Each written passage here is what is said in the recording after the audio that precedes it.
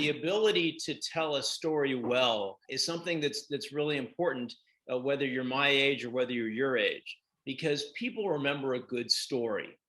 And the story, you just heard about Venus and Casey. You were rooting for Casey. You may forget the other stuff I told you tonight, but you'll remember that story about Casey and Venus Williams next time you see Venus Williams playing a tennis match. And I think that if you can leave an interviewer, or leave someone who is with whom that meeting is important to you, if you can leave them with a story that sets you apart, that's really important. Beyond that handwritten note that follows the loss, or just follows the meeting, something special that you can tell shortly, briefly, about yourself, about one of your experiences, something that where people are rooting for you. It's really important to do. So think about that next time you're preparing for an interview, or preparing for a meeting with someone who's about to give you money for your startup. Make sense? You're in a coffee meeting. The key for you is to let that person talk about themselves. People love talking about themselves. And once you let them open up about themselves, they'll open up to hearing more about you.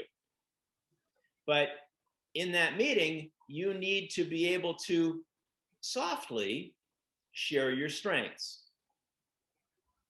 But what you're really trying to get out of a coffee meeting, I think, is you're trying to say to somebody, hey, how'd you get to where you are today? I respect what you've done. Put me on a path. That's really what you're doing. And whoa, that's kind of cool, because you do triathlons and so do I. Or you find some match when you study up on that person that you're meeting with, right? So the key isn't to be overbearing, because you're right. All of a sudden, your coffee meeting ends real quick, because the person you're meeting was saying, God dang, this person just wanted to milk me for all I'm worth. No. You're there to let them talk. Let them tell you about them. If you get nothing, if you get no opportunity to say a thing about yourself in that meeting, you've won. You know why? Because you're going to have another meeting with that person in their office instead of at Starbucks downstairs, in the basement of their building. Yeah, so you can't get frustrated if you don't get a response to an email. If you don't get a response, you send 10 more, 20 more, 30 more. You just got to be prepared to send a ton of them out. That this at your age, at my age, this is all about sales. It's all a numbers game. And the real fact is that it's timing is everything. So in my business, if I do a blast email to 10,000 meeting planners about Magic Johnson as a speaker, and I get one response, or I get no responses, I can't be frustrated, because the fact of the matter is that if somebody has it put on their desk today, hey, we need to get a speaker for our meeting, or hey, we need to hire a Cal Lutheran student to take this role. Unless that letter saying we need a speaker, we need a Cal Lutheran student happens on the same day that we're doing this email blast, it ain't gonna happen. Does that make sense? So you just have to be prepared to just keep on keeping on and not let up. Pat Riley, Pat Riley really helped me build my business. And I remember that Pat sent me a nice handwritten note one day. We had just done a slew of dates, and he was just so appreciative of it. And he writes me a note, and he says, hey, Mark, I just want to thank you for all you're doing for me. And then the next sentence says, now get back to work. Okay? So what does that teach you?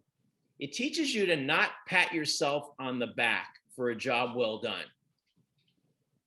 If you know you did a good job, you did a good job.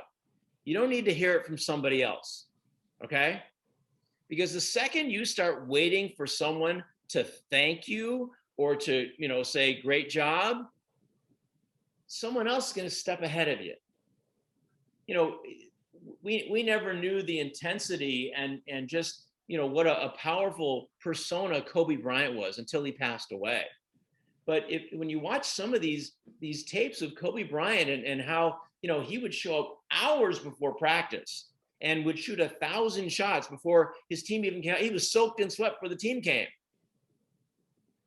And he used to say that if I don't do it, my competition's going to be doing it.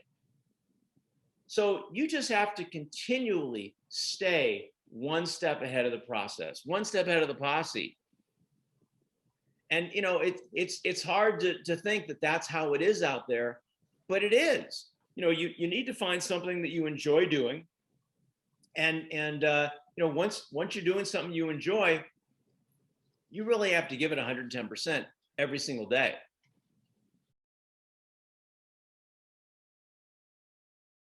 So many of us may think that we can't talk to a certain individual, but the more people that think that, the better it is for us. So yeah, absolutely you can. And if a lot of people have people who are like my daughter. If you're trying to reach Rachel Drury at Daily Harvest, they have individuals in positions where you can't talk to them or whatever. But yeah, if you find yourself in a position, because so many of us have opportunities that at a baseball game or somewhere where you just happen to see someone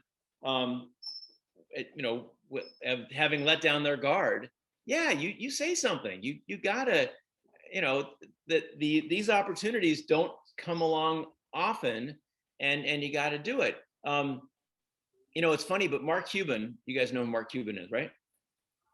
Okay, so Mark Cuban is he, in my business, a lot of people who are famous, like Simon Sinek, for instance, and Casey Neistat, they have individuals who basically handle their speaking engagements or those kind of requests.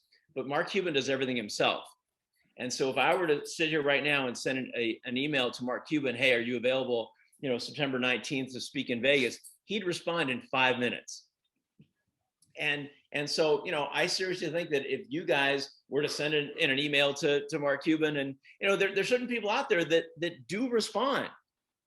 And yeah, I mean, I've told the story to Tom a number of times that 20 years ago, somebody, I used to have an office in Beverly Hills, and somebody in my industry was in town and wanted to meet me for lunch or something. And they called me like that morning, said, hey, can you meet me right now? I'm here. I haven't been here before. And I said, no, I'm just too busy. And so we never met. And then a few months later, I reached out to that person because I needed something. And I got this, where were you when I came to your office? And, you couldn't meet with me. So it really put me in my place to a point where I now take the time, if somebody calls me or emails me, whoever it is, whatever I'm doing, I stop and I respond like that. Whether I may be responding, just briefly saying, hey, I got your note, thanks, let's talk, that kind of thing. But something I don't ignore no more.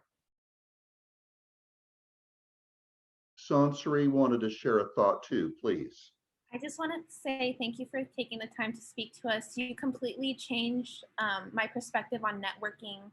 For the past 2 weeks, I've been feeling super defeated because I've had like a super small network, and I came in wanting to be a biochem major, and so I didn't think I was going to ever have to network with anyone since I was going to be possibly working in a lab. And since then I've changed, but since you spoke, I have like a newfound goals of really trying to reach out to people, sending thank you notes. So I really appreciate you speaking. Good. You just made my night. Thank you, my friend. That's awesome.